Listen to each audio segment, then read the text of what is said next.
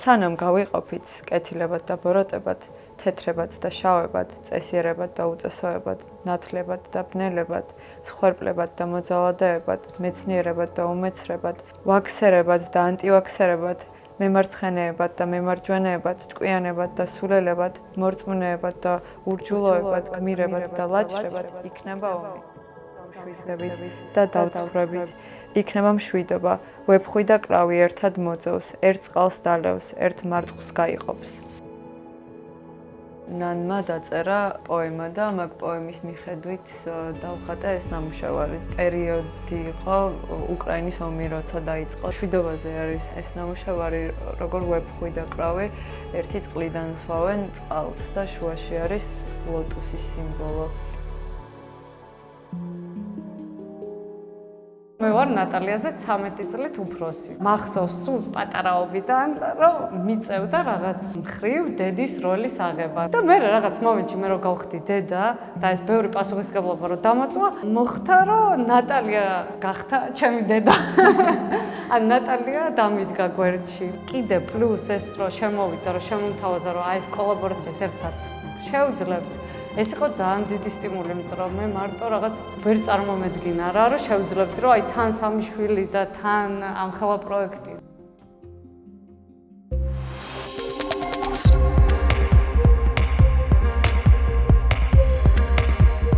იქით დავწერთ, რა? აღც გამოვწევდა. მიწისფერია რა. არა, სხვადასხვა ფერით გრუნტავთ. ხო. აი პირველ ნახატს აქვს მწვანე გრუნტი. გულს აქვს წითელი. მესამე ქალაქს აქვს მოლურჯო ისფერი და ბოლო ნახატის არის ოქროსფერი. კი, მოდი. კი, შეიძლება. აი რა გონჯე? ფერს, რომელსაც ვირჩევთ გრუნტისთვის, დიდად განსაზღვრავს თვითონ მე რა იმ ნახატს.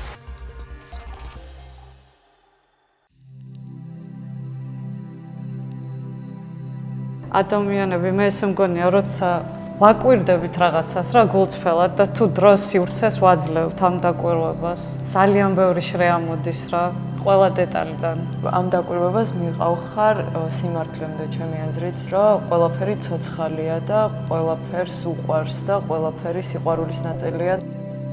ერთ-ერთი ჩვენი ნამუშევარი სასტუმრო, მას აქ თუ შეამჩნევთ, შუაში ზუსტად არის ფრთებგაშლილი ღამურა გამოსახული და ეს ღამურა იმიტომ დავხატეთ, რომ ზუსტად ამ ნამუშევრის ხატვის დროს შემოფრინდა და შუაგულ ნამუშევარში თაგაშლილი შეასკდა. ეს ღამურა ჩვენი მფარველივით იყო. ყველაზე საოცრება რაც იყო, 5 სექტემბერს გამოფენა რომ გავხსენით, გახსნის დღეს, ბოლოს სტუმრად შემოვიდა ღამურა და ესე წრეზე დაფრინავდა აქეთ-იქით, თქოს ბუნება გვესტუმრო.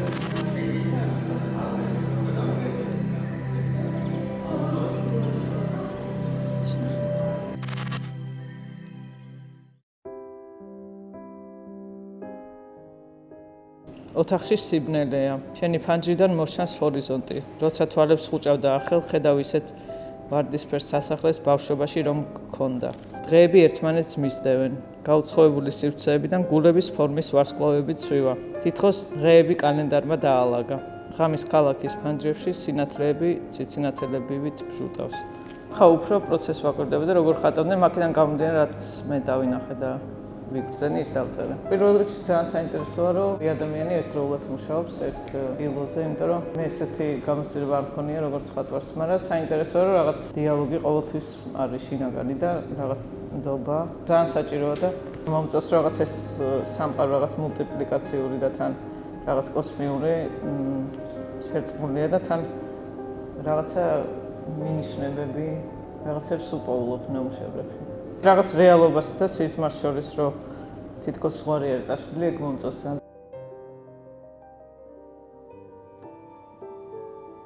სურნელს აქვს საოცარი ემოციის გაღვიძების უნარი, რომელიც გიბრუნებს იმ განცდას, რომელიც შეიძლება დიდი ხნის დავიწყებული იყოს.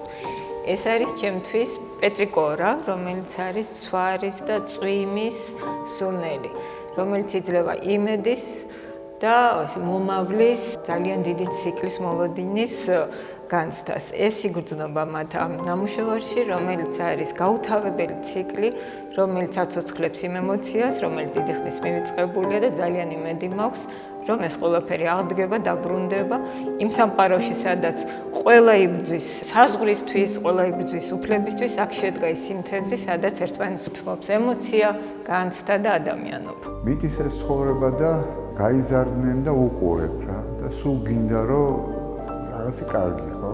აი ეს კარგი დაგვხვდა ჩვენ რა. ორ დას შორის არის ამბავი რა. წამოვიდნენ რა და მოვიდნენ და აქ გააკეთეს ისეთი სიყვარული. უცბად აქვთ იმხელა ემოცია ერთმანეთში სიყვარული და ეს სიყვარული ერთმანეთს ვერ ხვდება. და უცბად ამ ტილოზე გაერთიანდნენ რა, მაგრამ ეს ძაფი და ეს სიხარული არის ამ ტილოზე დადებული. ჩვენი პირველი ნამუშევარი აქ დავხატეთ და ვიცოდით, რომ გვინდა და მდელოს დახატო, არა, აი ბევრი სიმწვანე და ნუ ზამთარია. მაგრამ რომ გამოვედით წინ და დავაკვირდით, თურმე ზამთრის მდელოც ყოფილა, როგორი მწვანე.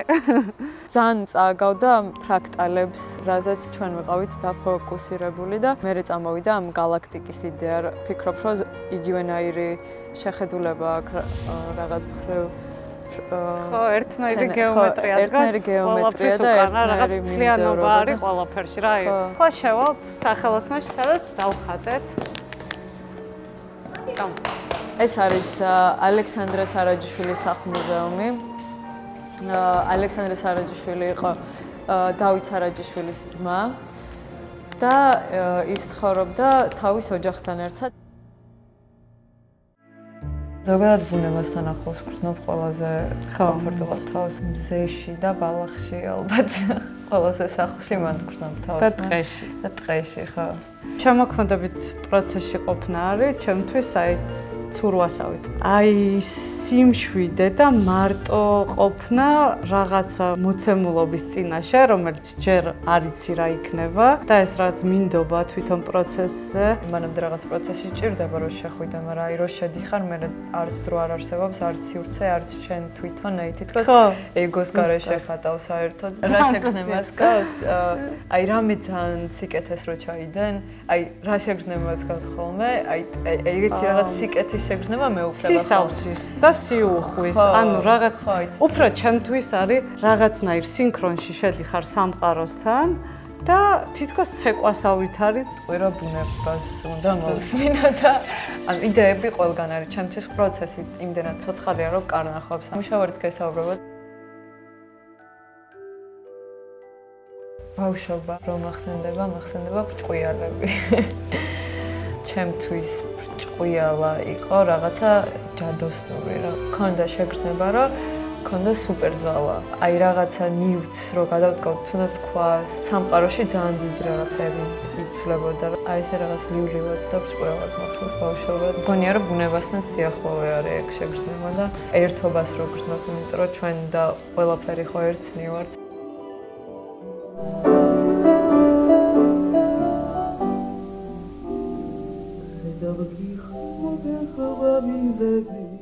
ჩვენ ვართ სიღნაღში, ვართ ჩემი ბავშვობის სახლში. ეს არის მე-17 საუკუნის სახლი. ამ სახლს ზოგადად ძალიან დიდი ისტორია აქვს. მუზეუმიც იყო ეს ადგილი, პოსტა იყო. ელენე ახვლედიანს სახელოსნო ქონდა აქ და რაღაც პერიოდი ხატავდა და მისი ცნობილი პეიზაჟი სიღნაღის ამ აივნიდან არის დახატული.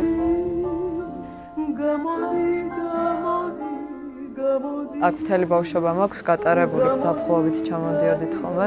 და გადავწყვიტე აქ გადმოსვლა და სახლის სახლად გადაგცევა. გადავწყვიტე რომ მოვხატო კედლები და რაღაც პატარა სახლურ მუზეუმად ვაქცია. აქ გრძნობ თავს უფრო თავისუფლად და უფრო შემიძლია წერა. ეგეთი ჩანაწერები მაქვს ხოლმე, ძალიან ხშირად ნამუშევრების იდეები მაქვს ხოლმე. მუზეუმებში ძალიან ხშირად ვაკეთებ ხოლმე ჩანახატებს და რაღაც ხატებისგან ვიღებ ხოლმე ძალიან ბევრი ინსპირაციას, ფერების და განსაკუთრებით ამ ბოლო დროს ძალიან მომწონს გოთიკური ხატები. ძალიან მნიშვნელოვანია ჩემთვის სიწყნარე, რაც არ უნდა გასაკვირი არ იყოს, იმიტომ რომ ჩვენ ძალიან კავშირი ვართ გაზრდილები. 5 ძმა ყავს და 2 და 8 ვართ და მე ტოპისალიც ვარ.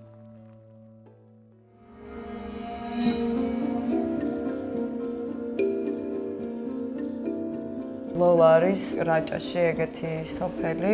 თამარ მეფე ეძებდა ადგილებს, სად აეშენებინა ეკლესიები და ფეხში შველა დადიოდა სოფლიდან სოფლებში და გლოლაზე რომ მივიდა, მდინარე ჩამოედინებოდა და ძალიან მოეწონა ეს ადგილი და ეგ მომენტი მაქვს დახატული, როგორ გადაწყვეტს, რომ აეშენოს მან ეკლესია და შევიდა ბუნებაში და რამოდენიმე საათი დაიკარგა და იქ რაღაც ამ ბუნებასთან ჰარმონიაში შევიდა ფეხში შველი.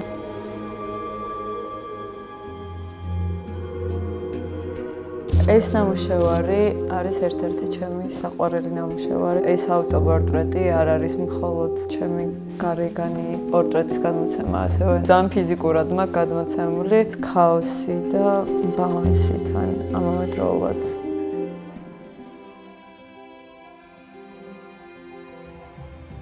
ძალიან ინტუიტიური არის ფერებთან მუშაობა. ითხოვს ნამუშევარი რა, ვთქვათ, ერთი ფერით რო დავიწყებ, ყოველთვის მეორეს ითხოვს და ეს 2 კიდე 4-ს ითხოვს და ესე მრავალფეროვნება. აი, ფერის ძალა, იმხელა. ხო, ზუსტად რომ ფიზიკურად მოქმედებს ადამიანზე რა და მე ფიზიკურად რაც მოქმედებს, ის გონებაზე მოქმედებს, სულიერად მოქმედებს. ბუნების ეს საოცარი უნარი, რომ ამდენაირი ფერი, ამდენაირი მწვანე, ამდენაირი ცისფერი. მაგას ვერასდროს დაეწევი, ვერც ერთი მხატვარი და ვერც ერთი პალიტრა. ხატვისთვის და ადამიანისთვის ზოგადად ყველაზე მნიშვნელოვანი არის, ვფიქრობ, სიყვარული. გრძნობაზე არ გვაქვს საუბარი, ეს არის საერთო ჭეშმარიტება, რასაც მე მოყვება სიკეთეც, თანაგრძნობაც, ერთგულებაც და თვითონ სიყვარულიც, ემოციაც. მაგრამ ამ დიდი ძალის ნაწილია. სულ ბოლოს აი რაღაც ცეკვა არის რა ჯამში. დიდი ზეიმია და სიკვდილითაც და სიცოცხლითაც ამ ზეიმის ნაწილი ხარ რეალურად და უბრალოდ რომ მოდუნდე და რასაც გეუბნება სამყარო გააკეთო და რაც უნდა გააკეთო ის რომ გინდოდეს რომ გააკეთო და არ ეჭიდა უკვე მაგარია.